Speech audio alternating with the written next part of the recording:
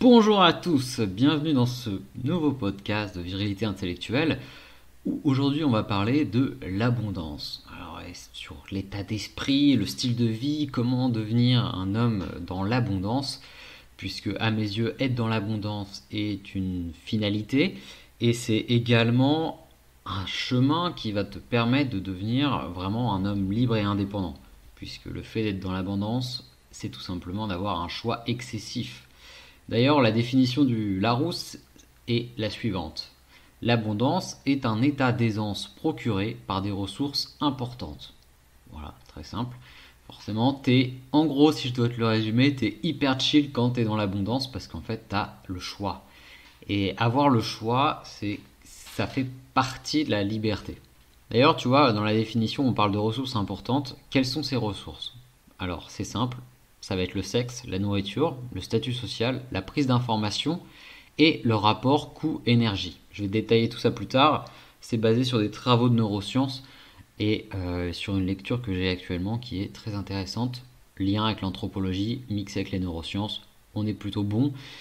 D'ailleurs, c'est souvent représenté sur YouTube, l'abondance. On en parle souvent et c'est souvent sur les chaînes de séduction. Et ici, on n'est pas sur une chaîne de séduction. Mais du coup, forcément, l'angle abordé est avec les femmes. C'est en mode comment être dans l'abondance avec les femmes, machin, machin, machin. Donc forcément, je vais en parler. Puisqu'on est quand même si on n'est pas sur une chaîne de séduction, on est sur une chaîne, sur un podcast où on est entre hommes. Donc forcément, la femme fait partie de notre vie et on va s'y intéresser. Bon, les problématiques, c'est quoi avec l'abondance? C'est quoi l'abondance déjà pour un homme? On peut se poser la question également, comment atteindre l'abondance dans sa vie? Et il y a également, par exemple, y a-t-il des techniques pour être dans l'abondance? Bon, avant de répondre à toutes ces questions, déjà je tiens à remercier à tous ceux qui s'abonnent, qui continuent de s'abonner sur la chaîne. Ça continue de grandir, ça continue de grossir, donc ça me fait très plaisir. Vous êtes de plus en plus nombreux à rejoindre le podcast. Et franchement, c'est très cool d'être ensemble et de monter le truc. D'ailleurs, le podcast est international, et ça, c'est trop stylé. Parce que vous l'écoutez depuis la France, vous l'écoutez dans d'autres pays d'Europe, Suisse, Belgique, également des pays de l'Est, donc il y a des expatriés qui doivent écouter. En Afrique également, les gars, vous êtes pas mal en Afrique, et également au Canada. Et ouais, bon, ça m'étonne pas. En fait, finalement, tous les pays où il y a un petit peu de communauté française, ou en tout cas que la langue française est encore un peu présente, eh bien vous écoutez le podcast, donc ça fait très plaisir. D'ailleurs, j'ai une annonce assez importante pour répondre plus facilement à vos différentes questions et vous donner finalement plus de contenu sur qu'est-ce que c'est d'être un homme aujourd'hui. J'ai créé un compte Instagram, donc virilité intellectuelle tout simplement, où tu peux me poser toutes tes questions. Le lien est en description de cette vidéo, c'est le premier lien. Et donc il y a du contenu régulier. Et l'avantage c'est que en fait tu peux directement discuter avec moi et on peut se faire des vocaux, on peut répondre à des trucs. L'idée c'est pas de faire du coaching puisque c'est pas mon métier et j'ai autre chose à foutre honnêtement. Mais c'est de pouvoir vous aider sur des questions un peu plus précises ou répondre à des concepts que vous pouvez avoir en tête ou même me donner tout simplement des feedbacks sur un autre média. Alors pourquoi on recherche l'abondance? Ça, c'est une question qui est légitime, parce que pourquoi vous avez cliqué sur cette vidéo, c'est la première chose à vous demander. Pourquoi vous êtes en recherche d'abondance? Il faut savoir un truc, déjà, c'est que vous êtes au-dessus de la moyenne des autres mecs. Si vous avez cliqué sur cette vidéo, ce n'est pas parce que... Voilà, c'est pas au-dessus de la moyenne parce que vous écoutez ce que je vous dis, mais vous êtes au-dessus de la moyenne parce que vous êtes dans une recherche, et une recherche de compréhension. Donc ça, c'est un énorme point, déjà, vous pouvez vous féliciter, c'est que contrairement à 90% des mecs basiques, eh bien, déjà, vous êtes dans une démarche de progrès. Et honnêtement, beaucoup de personnes parlent de oui, moi je veux progresser, je veux évoluer, etc. Mais bon, se tape les couilles toute la journée. Et si vous êtes là, c'est que ce n'est pas le cas. Bon, ce qu'il faut savoir, c'est que l'être humain, déjà, il se caractérise par une volonté de domination. En fait, on est une espèce qui aime l'expansion, qui aime avancer, qui aime progresser. C'est pour ça que malgré nos faibles aptitudes physiques, à savoir on n'a pas de dents tranchantes, on n'a pas de griffes, on est incapable de monter un arbre. On peut faire, si on est un peu chaud, on peut faire quelques tractions, tu vois. On est des bipèdes, donc on ne court pas rapidement, contrairement à des animaux à quatre pattes qui ont forcément le double de vitesse de nous. On n'a pas de poils, donc si on est sur une période hivernale et qu'on n'a pas de fringues, eh bien on crève. En fait, on n'a rien pour survivre en état grosso modo purement naturel. Mais par contre, on a un putain de cerveau qui nous pousse à agir pour obtenir l'abondance. Et on a des travaux justement dont je vous parlais en intro sur les neurosciences, principalement du docteur Sébastien Boller, qui est un neuroscientifique vraiment reconnu en tant que recherche, au niveau de la recherche et au niveau de son expertise également, qui a permis de montrer que nos comportements d'abondance en fait étaient stimulés par une partie de notre cerveau qu'ils appellent le striatum. Alors striatum, striatum, je ne sais pas si ça vient du latin. Je pense qu'on dit striatum, mais on va rester sur le striatum. Donc le striatum, c'est une partie de notre cerveau reptilien, vraiment, c'est une toute petite partie. Et le cerveau reptilien, c'est notre cerveau le plus ancien, pour vous faire très simple. Et pour continuer dans la vulgarisation et dans la simplicité de cette explication anatomique et scientifique, grosso modo, le striatum, ça permet de stimuler, enfin, c'est un petit peu le noyau qui va stimuler votre circuit de la récompense. Donc en fait, le shoot de dopamine se crée via le striatum. Et il se crée par rapport à différents comportements humains, donc la nourriture, donc c'est la recherche de nourriture, l'acquisition de nourriture et le fait de les consommer. Forcément, pourquoi vous avez des gens qui sont obèses ou pourquoi quand on a des trucs sucrés sous les yeux ou des trucs gras, bah, par exemple, je sais pas, un McDo, on a tendance à éclater le truc très vite. Alors, à titre perso, ça fait des années que j'ai pas mangé au McDo. Bref, mais en gros, vous allez avoir du sucre et vous allez le manger, puis du gras, vous allez l'avoir dans la bouche. Eh bien votre circuit de dopamine va se mettre en route en mode vas-y bouffe bouffe bouffe parce que on sait jamais ce qui peut se passer, quelqu'un peut te voler ton truc, quelqu'un peut-être que dans 3 jours tu n'auras plus de nourriture et donc on survit en mangeant plus. Sauf qu'aujourd'hui bah, ça n'a pas trop lieu d'être. Mais en tout cas voilà, on a un shot de dopamine qui est créé comme ça. Ensuite il y a la sexualité. Pourquoi le sexe? Pourquoi on est quand on est en train de jouer avec une femme et qu'on commence à se dire ah, potentiellement il y a moyen que ça finisse à quatre pattes, eh bien c'est tout simplement parce que notre cerveau nous dit cool, tu vas bientôt te reproduire et te reproduire ça veut dire sauver l'espèce, tout simplement. Ça fait partie de nos codes, ça nous permet de survivre. Ensuite vous avez le statut social, donc par exemple la popularité sur les réseaux sociaux. Plus vous êtes populaire, par exemple là j'ai une connaissance, elle a 13 000 followers sur son compte. Et pourtant, elle ne produit rien. Voilà, c'est juste du follower pour du follower, quoi. C'est parce qu'elle a des jolies photos. C'est une meuf. Jolies photos, assez bien prises, un peu sexy, mais sans trop l'être, tu vois. Et 13 000 followers, bah, tu sais pertinemment que quand elle met une photo, elle a des centaines de personnes qui like le truc, qui commentent en lui disant oh, t'es trop belle, t'es machin, machin. C'est le statut social. Ça te donne une importance. Alors, le problème des réseaux sociaux, c'est que c'est une importance, c'est un statut qui est fake, contrairement à, je sais pas, si tu es dans le top management d'entreprise du CAC 40, là le statut social est tout autre, hein. On t'ouvre des portes, ou quand tu es un sportif de haut niveau, quand tu es un chanteur, etc. Là on est sur un vrai statut social qui te permet d'être dans une abondance sur le statut social. Donc tu rentres où tu veux, tu as accès à des personnes que tu n'aurais jamais eu accès, ça c'est le statut social. Et pourquoi d'ailleurs le statut social est une chose importante pour l'être humain et pourquoi il est stimulé par la dopamine? Bah, tout simplement parce que plus tu as un haut statut social, plus tu as accès aux ressources comme la nourriture, le sexe, et plus tu vas finalement pouvoir transmettre tes gènes, les préserver et également bah, faire des alliances, survivre en cas de guerre, etc. Ensuite, il y a un quatrième niveau, c'est la collecte d'informations. Bon, ça, comme vous savez, quand on en parle pas mal dans les podcasts sur les sigma, la prise de data est très importante pour un sigma dans son environnement. Donc, c'est vraiment l'analyse de l'environnement pour percevoir éventuellement des menaces, pour percevoir, par exemple, à l'époque où on devait chasser, pour percevoir que, ok, il y a à 100 mètres, il y a une biche, il faut que je la déglingue. Donc ça, c'est quand vous obtenez des informations qui sont précieuses. D'ailleurs, c'est pour ça que on est tous plus ou moins attirés par toutes les informations BFM, par tous les ragots qu'on peut avoir dans nos groupes d'amis, parce que ça nous contente, ça nous donne un petit shot de dopamine. Alors après, voilà, la surinformation aujourd'hui qu'on a est complètement débile, elle ne sert à rien. Ça ne sert à rien de savoir qu'un train a déraillé en Inde et a tué 200 personnes, mais rien que de vous le dire là maintenant, vous vous dites ah bon, il y a eu ça. alors qu'en fait, ça ne change rien à votre vie, mais ça stimule tout de même la dopamine. Et le dernier élément, c'est le rapport énergétique. On dit souvent que l'homme est feignant, enfin que les personnes sont feignantes, mais en fait c'est tout simplement un processus de préservation de l'énergie, puisqu'on ne sait pas combien de nourriture on va avoir, puisque le corps est un système qui fonctionne avec des calories, des machins, etc. Si vous êtes dans un milieu hostile avec peu de nourriture, peu de ressources, le cerveau va fonctionner en essayant d'avoir le minimum d'efforts pour le maximum de résultats. Par exemple, c'est pour ça d'ailleurs, voilà, minimum d'efforts pour maximum de résultats, c'est pour ça que le porno marche vachement bien. Le porno, comme je vous l'ai dit dans l'épisode sur la pornographie, comment comprendre pourquoi le porno vous manipule et comment s'en débarrasser une bonne fois pour toutes dans votre vie. Je vous mettrai en haut à droite les fiches pour aller écouter ces épisodes qui sont très importants selon moi. Eh bien, c'est simple. Déjà, ça joue sur le shot de dopamine lié au sexe, puisque vous avez l'impression que votre cerveau enfin, vous êtes l'impression d'avoir en train de niquer la meuf du porno. Et à côté de ça, il y a aussi le côté, en fait, vous n'avez fait quasiment aucun effort pour pouvoir donner à votre cerveau l'impression qu'il est en train de niquer cette meuf.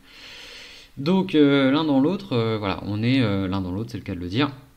En tout cas, le rapport énergétique, donc le gain coût-résultat, est un élément qui génère de la dopamine. Donc vous comprenez qu'en fait, à l'issue de tous ces comportements, en fait, on est calibré pour rechercher l'abondance. Mais malheureusement, l'abondance, ça veut dire aussi la compétition.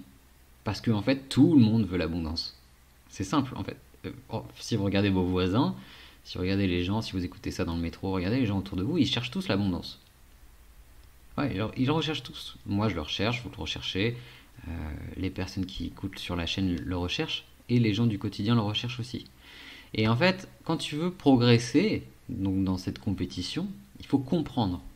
Et pour comprendre, eh bien, il faut s'informer. Et c'est pour ça que les vidéos sur les techniques, les 3 techniques impressionnantes pour attirer, machin, blablabla, fonctionnent de manière impressionnante sur le web. Que ce soit 3 techniques pour devenir riche, 3 techniques pour faire son premier million, 3 techniques pour baiser des meufs, 3 techniques pour machin, tout ça, ça fonctionne de ouf. Et d'ailleurs, on va parler justement un peu de ces techniques qui sont censées vous donner de l'abondance, simuler de l'abondance. Et bien en fait, pour moi, c'est une vaste arnaque. Alors je vais m'expliquer. Et j'en ai consommé des vidéos comme ça, par curiosité, par souhait de collecter de la data, et par aussi parfois parce que j'étais en recherche de réponses, et je me suis amusé à surtout mettre en action ces techniques. Et franchement, les gars, sur YouTube, comme je vous le dis, c'est ça qui fonctionne le mieux. C'est pas 4 techniques pour être en abondance, mais bon, les mecs, on arrête. On arrête de croire à ces trucs à un moment parce que faut se le dire, c'est quand même de la bullshit. Et alors je sais que les techniques ça rassure parce que c'est logique.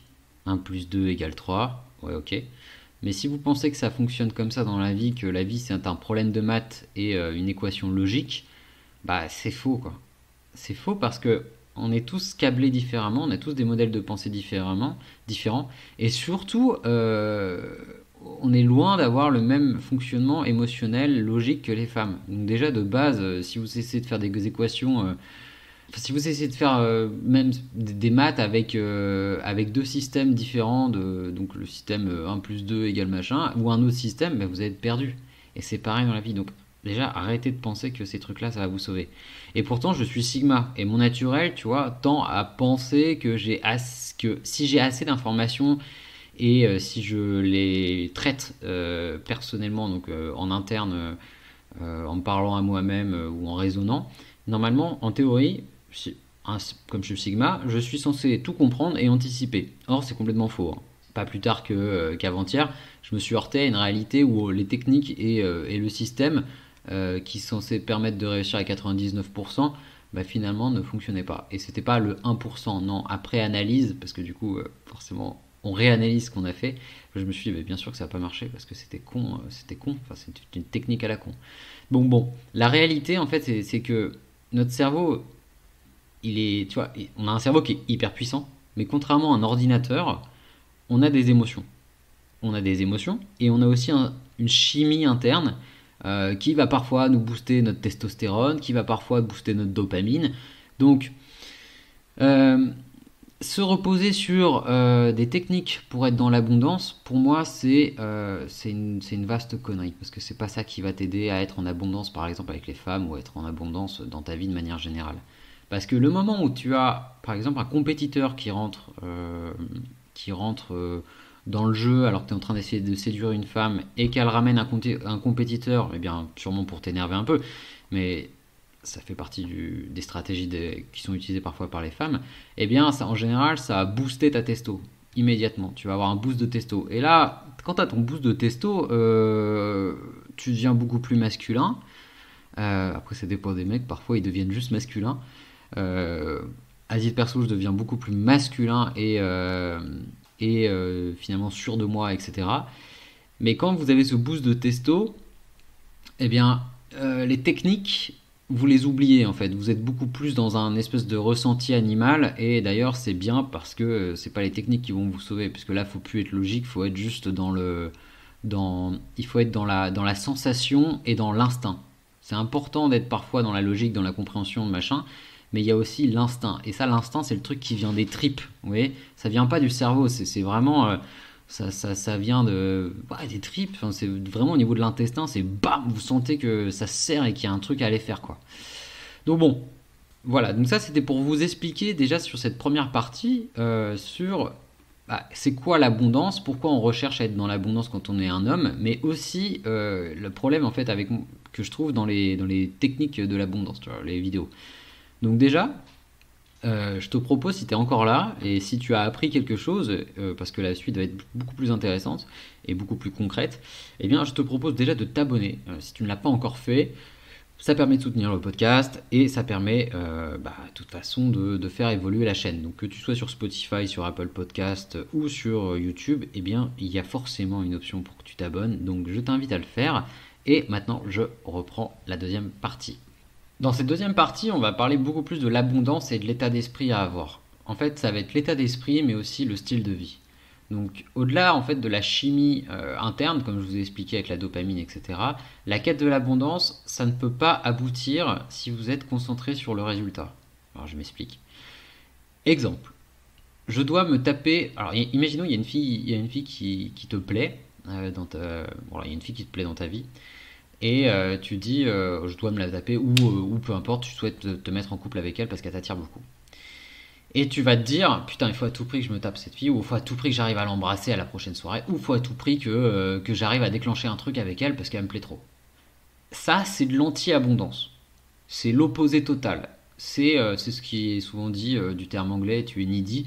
En gros, on va faire du français, hein, tu es dans le besoin. Tu es juste dans le besoin et tu n'as qu'une seule option. Et finalement, ce n'est même plus une option, c'est une solution. C'est ta seule solution. C'est ta seule solution pour répondre à ton besoin. Et ça, il n'y a rien de plus frustrant pour le corps, enfin pour le cerveau, d'avoir un besoin sur lequel répondre. Donc là, ça peut être un besoin soit de sexualité, soit tout simplement un besoin d'affection, parce que tu aimerais avoir le retour que toi tu as avec cette fille.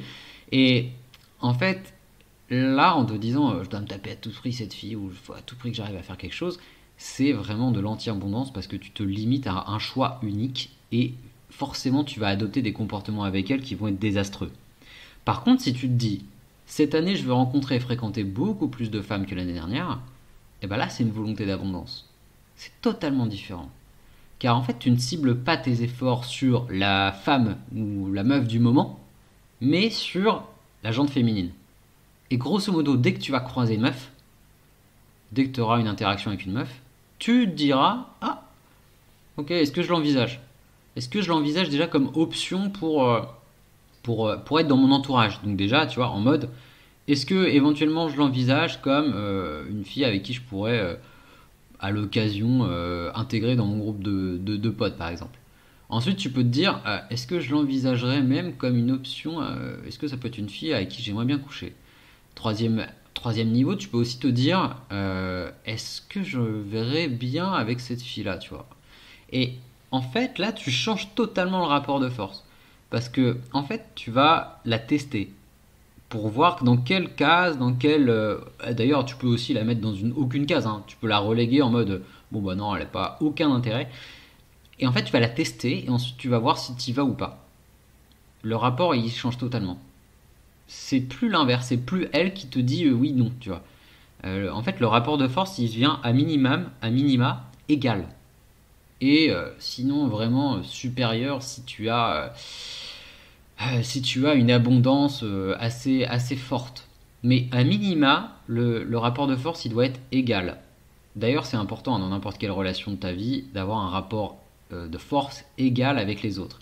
Avoir tout le temps un rapport de dominant, euh, c'est pas très sain.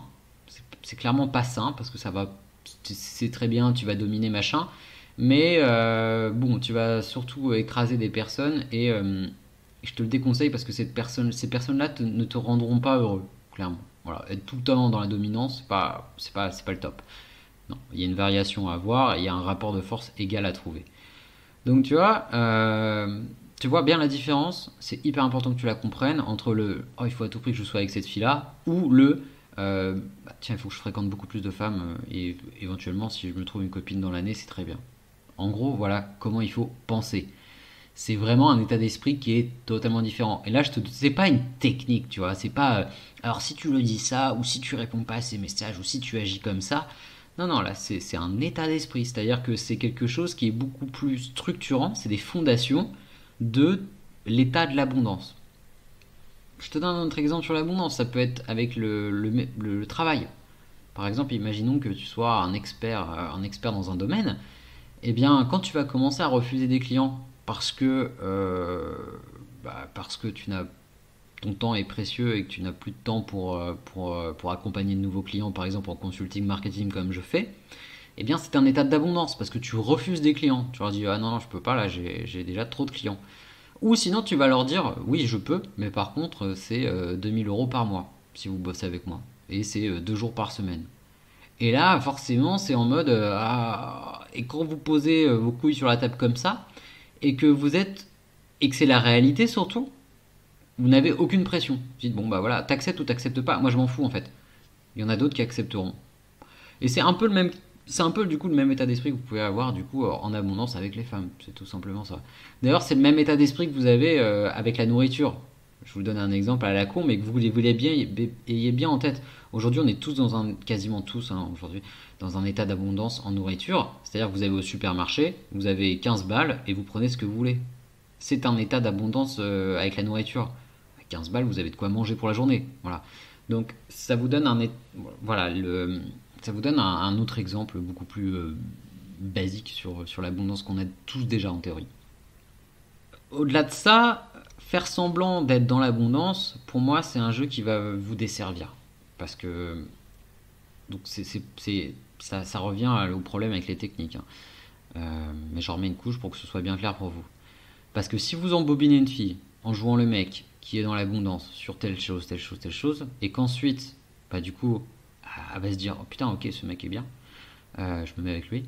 Vous allez naturellement relâcher vos efforts parce qu'on peut pas fake, on a des sentiments, on a des émotions, on ne peut pas tout le temps être dans le permanent, dans le contrôle permanent et manipuler des personnes.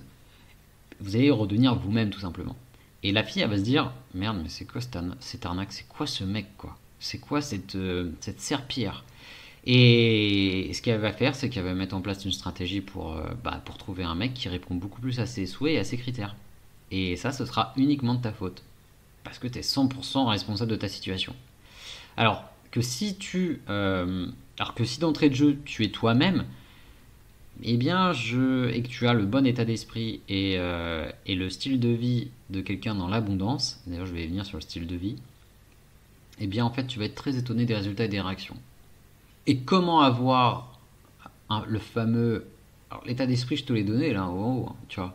Mais maintenant la question c'est comment avoir un style de vie qui va amener à l'abondance. Alors il faut avoir une vie riche. Il te faut des passions, il te faut des objectifs, il te faut des rêves, il te faut des ambitions. Il te faut un entourage qui est également fort et structuré on pourrait dire. Et je vais te donner des exemples parce que cette partie-là me semble beaucoup plus facile à comprendre avec des exemples personnels. Et je pense que tu aimes bien quand je te raconte un peu, parce que finalement on apprend à se connaître. Voilà, ça fait partie du podcast, hein, c'est le format qui veut ça, c'est ça qui est plutôt cool. C'est ça que j'aime dans ce format en tout cas. Donc je vais te donner un exemple du coup pour corroborer tout ça. En ce moment, j'ai assez peu d'options avec les femmes à cause d'un confinement qui dure dans le pays où je suis depuis 2 mois et demi. C'est un pays où je parle pas encore bien la langue et j'ai pas un réseau social très développé puisque quand je suis arrivé, je me suis fait beaucoup d'amis expatriés, sauf que les expatriés ça bouge beaucoup. Donc finalement j'ai peu de relations vraiment établies au local. Et puis même c'est confinement, donc de toute façon tu rencontres personne, tu peux pas faire d'activité, il y a personne dans les rues, tout le monde a peur du coronavirus, surtout dans ce pays-là. Donc bon, euh, peu d'options, peu d'options. Voilà. Sauf que moi dans l'année, je me suis dit bon ok, j'ai un objectif dans l'année, c'est de fréquenter plus de femmes, puisque l'année dernière j'en ai fréquenté un peu plus, mais j'avais beaucoup de temps de travail et finalement c'était très limité. Donc pour vous redonner le cadre, en ce moment je fréquente quelques meufs. Mais rien de folichon et finalement option très limitée, hein. On va dire que j'en fréquente, euh, j'en fréquente deux. Voilà. Et il se passe pas grand chose pour l'instant. Il y a 5 ans, je sais que j'aurais été totalement, avec ces deux meufs-là, needy. Donc dans le besoin. J'aurais été automatiquement dirigé vers la friendzone. Parce qu'une meuf, elles sont très sensibles, leur subconscient est très sensible à ça. Et si elle comprend que vous avez que vous n'avez pas finalement beaucoup d'options, bah, vous n'êtes pas un homme de valeur, vous n'avez pas une très très grande valeur, vous avez peut-être une valeur amicale, mais en tout cas vous n'avez pas une valeur vous n'avez pas une valeur sexuelle. Voilà. Parce qu'elle comprend que si vous n'avez pas d'autres options, c'est qu'il y a un truc qui cloche. Et pour vous donner un exemple un peu plus précis du coup avec une meuf que je fréquente, au final, je joue avec elle depuis que je la connais, ça va faire un petit mois, donc il y a toujours eu très rapidement un jeu de séduction et de charme, alors que cette fille a un mec, hein, elle a un mec depuis 8 mois qui est resté à l'étranger, mais bon, enfin, du fait qu'elle, enfin, elle m'en a jamais parlé, et de toute façon, elle accepte le jeu. Et comme c'est moi qui dirige le jeu, puisque quand on est un mec, on dirige le jeu, et bah, je pousse le jeu jusqu'à voir qu'il y a des moments, elle freine un peu le jeu, et puis elle revient, enfin voilà, c'est une attitude très classique. Et quand une fille fait ça, donc vous n'êtes pas dans la friend zone, mais vous êtes dans la zone des prétendants. Et la zone des prétendants, c'est grosso modo les remplaçants, quoi. Voilà, c'est les remplaçants d'un match de foot. C'est en gros, elle accepte de se faire draguer et de jouer son jeu de charme avec vous pour être certaine d'avoir des options de sortie. C'est très logique, hein, c'est très logique et notamment pour une fille elle a 24 ans, c'est plutôt une bombe. Et si vous voulez, du coup, elle est au maximum de sa beauté à 24 ans. Elle a un corps elle a le corps de femme et en même temps, elle a encore la jeunesse, tu vois. Donc tout tient bien. Tu vois, elle a même pas besoin de faire de sport, c'est nickel. Et d'ailleurs, dites-moi si vous souhaitez que je passe un peu plus de temps à parler de filles comme ça, parce que notamment elle, c'est un cas d'école, hein, sur ce côté. Je drague énormément d'autres mecs, hein, il n'y a pas que moi. Alors que j'ai un gars qui est en couple avec moi. Dites-moi dans les commentaires si ça vous intéresse que je détaille un peu plus ce dossier, parce que c'est vraiment, selon moi, un cas d'étude très intéressant. Donc voilà, donc cette fille-là fait ça, elle est dans le jeu, elle est dans le jeu permanent. Et sauf que je pense qu'elle a pas trop compris qu'elle était tombée sur un mec qui était pas forcément classique. Donc tu vois, qui était pas needy finalement. Du coup, elle est tombée sur moi. 31 ans, expat, entrepreneur. J'ai eu pas mal de relations avec des filles, notamment des relations longues.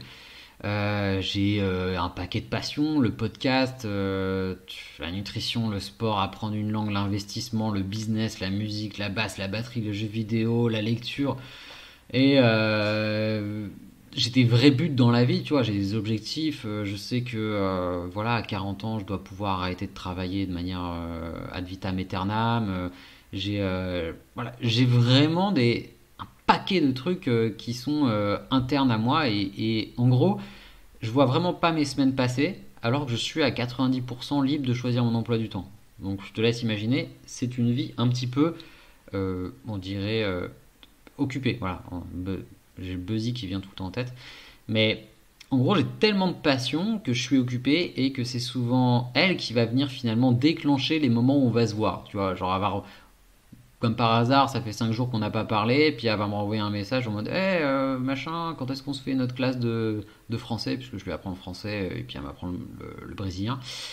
Ce qui est finalement juste une excuse hein, pour passer du temps en commun. Mais vous voyez, si vous avez des passions, donc une vie finalement abondante pour vous, la fille va comprendre que vous êtes dans l'abondance de manière globale dans votre vie et donc elle va même pas, enfin elle va forcément se dire bon bah forcément ce mec là il a, tu vois qu'il a un temps, son temps est précieux et du coup que les moments que vous passez avec elle c'est important parce que c'est pas à claque des doigts et puis vous arrivez et puis vous voyez tous les 3 4 jours et puis vous regardez des films Netflix et puis finalement vous dormez avec elle et il se passe rien. Non non c'est pas ça, hein. C'est pas la friend zone là les gars. On a autre chose à foutre, on est des hommes avec des objectifs donc on avance tu vois. D'ailleurs, une illustration qui peut être intéressante pour vous réinsister que vous compreniez bien comment ça fonctionne, le fait d'être dans un état d'abondance naturelle dans votre vie. Par exemple, moi, en général, quand je laisse les filles, donc les deux colocs et notamment celle avec qui je joue, elle me demande quand est-ce que tu reviens me voir, quand est-ce que tu reviens nous voir, machin, etc. Parce qu'on doit faire ça, parce qu'on doit faire ça. Tu dois continuer d'apprendre à danser la bachata, tu dois faire machin, etc. Euh, et en fait, quand vous lui répondez, bah je sais pas, mais en tout cas pas dans les 3 4 prochains jours parce que je suis très occupé, et vous dites juste ça en fait. Et d'où et l'intérêt de pas rentrer dans le détail, c'est que justement, elle va se faire des films. Et bah, elle va sortir ah ok, Buzzy Guy, tu dois faire du business, ou sinon c'est quoi, c'est tu travailles trop sur Tinder, t'es trop occupé pour me voir. J'ai eu le droit j'ai eu le droit à toutes ces phrases. Donc, quand une fille vous dit ça, alors qu'elle a un mec, déjà j'ai de la peine pour son mec, mais son mec est un bon bêta, hein, c'est sûr, hein, c'est chaud. Hein. Et franchement, j'ai de la peine pour lui. Mais parce que je pense que ce mec-là doit être amoureux, tout simplement. Et elle, elle pense sûrement qu'elle est amoureuse. Mais bon, quand t'es amoureuse, quand t'es sérieuse, tu fais pas ça, quoi. Mais bon, bref. D'ailleurs, il y a un truc qu'on dit souvent, c'est que euh, la- une fille va se mettre en couple avec un bêta, et en fait, elle ne rêve que de se taper l'alpha ou le sigma. Bah, c'est pas pour rien, là, c'est une belle représentation de cette histoire. Bon, et naturellement, en fait, quand vous dites à une femme, bien écoute, non, je sais pas, on se revoit dans les 3 4 jours, et rien de confirmé, je verrai un peu au dernier moment, bah, vous devenez un homme de valeur parce que vous avez une vie abondante. Et automatiquement, dans son subconscient, bah, vous voyez directement, ah ouais, bon, t'es trop occupé sur Tinder. Alors qu'entre nous, là je vous l'ai dit dans le podcast, Tinder c'est juste la dèche en ce moment, tu vois. Et je suis pas dans une abondance avec les femmes en ce moment. Mais pour autant, le fait d'avoir une vie abondante, bah, in- inclut dans l'esprit des personnes avec qui je traîne ou que je fréquente inclut un esprit de ah ouais putain bon le mec a pas le temps quoi. Le mec a pas le temps et du coup si le mec me libère du temps bah c'est presque un honneur quoi. Donc l'abondance c'est pas des techniques tu vois, c'est vraiment déjà l'état d'esprit de se dire de manière grosso modo générale et un peu en mode fondation c'est que vous avez des options en fait. Vous avez des options. Déjà, vous avez le choix d'utiliser votre temps comme vous le souhaitez. Ça, c'est une option d'abondance. Et ensuite, éclatez-vous, trouvez des passions, etc. Et ça, c'est le style de vie. Euh, le style de vie pour être dans l'abondance, c'est de pouvoir en fait, quand quelqu'un va vous dire alors quoi de neuf cette semaine, c'est de pouvoir lui dire des trucs stylés quoi, des trucs stylés qui n'arrivent pas à tout le monde. Par exemple, moi hier j'ai enfin trouvé un groupe de musique avec qui jouer sur Porto. Parce que je vous l'ai déjà dit, je joue de la batterie et de la basse, mais voilà, c'était pour jouer de la batterie. Et on a passé 2 heures de répétition ensemble. Clairement, déjà j'y ai pensé toute la journée, j'étais en mode yes, je vais faire ça, je vais faire ça, je vais faire ça, j'étais trop saucé. Et quand j'ai terminé de jouer 2 heures avec eux, qui est une passion, eh bien je suis rentré chez moi et j'avais rien besoin d'autre, hein. Voilà, clairement, c'est le moment où vous oubliez que vous avez besoin de ça, vous avez besoin de ça. Donc autant vous dire que même, alors autant vous dire que si j'avais eu un date après, par exemple avec une meuf, autant vous dire que je me serais fait chier quoi. Parce que j'aurais pas eu besoin d'y aller.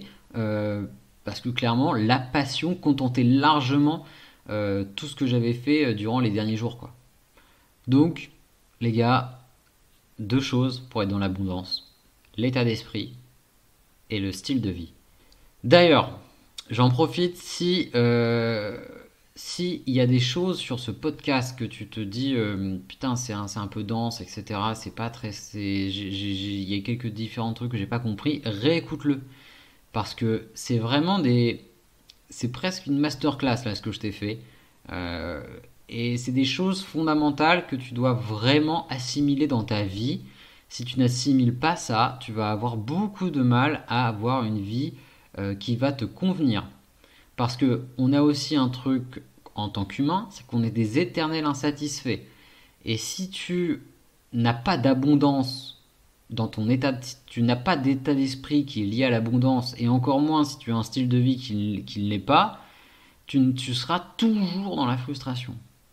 Et clairement, vivre dans la frustration, bien, ça va te faire de toi plutôt un homme fragile, un homme triste, un homme stressé, et c'est pas trop ce qu'on a envie d'être. Bon, on y est, c'est la fin de l'épisode, on se retrouve la semaine prochaine, même jour, même heure, donc dimanche 18h15 pour les plus fidèles. Si tu as peur de louper l'épisode, tu peux activer la cloche ou t'abonner. Et en attendant, comme à mon habitude, je vais te souhaiter une très bonne soirée ou une très bonne journée. T'as vu, j'ai inversé les deux là. Allez, ciao!